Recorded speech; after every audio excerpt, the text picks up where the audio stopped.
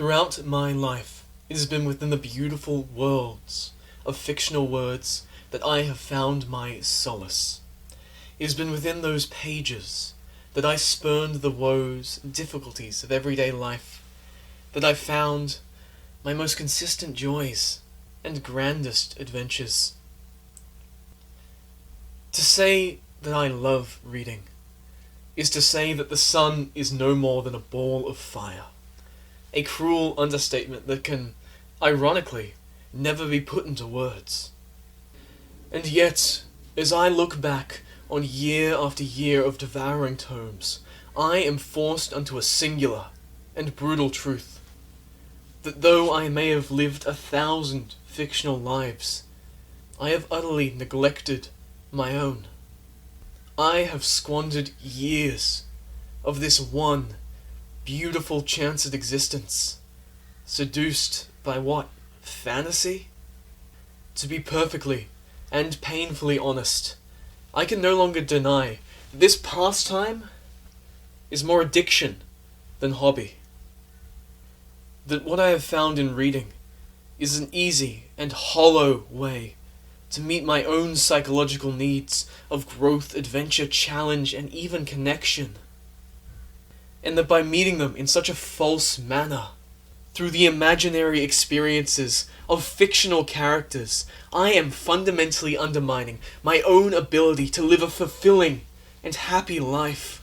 Really, it was obvious from the beginning, a thought so diabolical yet simple that younger me refused to even acknowledge its existence.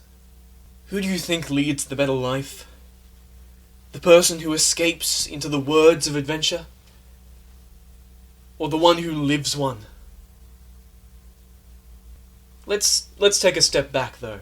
I know saying that kind of things to someone infatuated with the written word is akin to wearing a pentagram to church.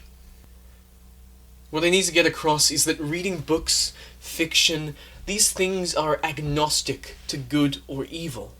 They are tools, and can only be judged as such. They are mediums, and like many other things, it falls not to what they are, but how they are used. Balance is the key, as it usually is. Just as someone can have a few glasses of wine, here or there, and have the occasional chocolate treat, so too can someone dabble in the occasional novel. Hell, it's probably good for you, but when you are losing 2 to 4 hours a day to numbing escapism, well, like alcoholism and eating disorders, one can certainly lose themselves to any activity that delivers ample distraction and pleasure. You see, escapism addiction is something seldom acknowledged, yet in my experience, far more prevalent than any other. Gaining psychological fulfillment from some stimulus that lets you retreat into someone's elaborately crafted delusion is kind of the backbone of the entertainment industry. And yes, there can be great joy in a healthy consumption of books, movies, and video games. But I'm sure we can all think of at least one example, that one friend or person we know who takes it too far, who lets the activity consume them, to the point where they become unable to tear themselves away from the dopamine feed trough that it is. I remember, back in high school, I'd spend the entirety of my lunch break nestled up in the library, lost in the pages of some book. The few friends I had joked that I had to have read everything in the building twice over, and the librarians treated me more like a permanent piece of furniture than a student. I shunned the connection of real people, preferring instead imaginary conversations with random fictional heroes. To say I disconnected from reality would, unfortunately, imply that I had the slightest clue what reality actually was. I didn't. I distinctly remember one sunny afternoon, when in English class we were being introduced to the concept of internal monologues via Shakespeare's Hamlet. My classmates seemed unusually unsettled by the thought. But I, for the life of me, couldn't figure out why. I mean, everyone has these things in their heads, right? No, Xavier. No, they do not. To say I was self-aggrandizing would be a very polite way of conferring that my life's experience and wisdom, which fairly amounted to little more than fictional characters' daring deeds and my own idiotic rambling, had made me perfectly blind to the real world. Even to this day, I sometimes have really unsettling moments, where upon reflecting upon my own beliefs, I discover that they're truly rooted in nothing more than some bullshit abstraction I've taken from a paperback which preached magic and dragon slaying. Don't get me wrong, it was a good childhood, and I'm very grateful for it. But I think it's very obvious to all that I certainly crossed the threshold of what one could consider a healthy dose of escapism.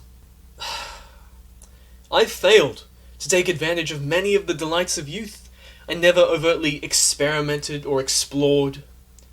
I was sadly content to recluse myself away those early years, preferring to keel towards the written word rather than the real, forgetting that I myself was a living, breathing person capable of having my own adventure. And that is the crux of my message. Fiction is fine and good, so long as it does not drain from you the will to make something story-worthy of your own life. After meditating long and hard, filling page after page of my own journals, and failing again and again to my own temptations, I can see no iteration of myself where the delights of reading fantasy outweigh the will to live fully that it strips from me. My brain cannot tell the difference between some imagined projection of me in an epic saga and myself actually striving and accomplishing things in reality. If anything, it encourages the former because it is far easier. As easy as flicking a page. My own internal drives and ambitions are met by fictional battles and imaginary deluded conquests. And that is as disturbing as it is shameful for me. The fact is that I want to make something of my life.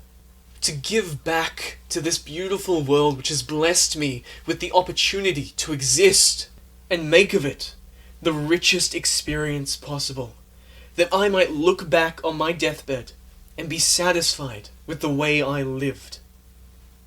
No matter how much I shift my own perspectives to foolishly justify my indulgent reading, no matter how much I rationalize and intellectualize its place in my life to ensure its continued pleasures and distractions, I cannot shed the truth that it is a detriment to that core life purpose.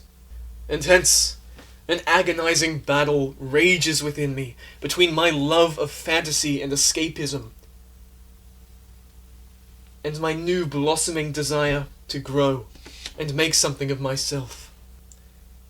This video has been a declaration of my standing on that front, and a warning to all those who might be similarly affected. Look within yourself and find your own answer. Thank you for watching.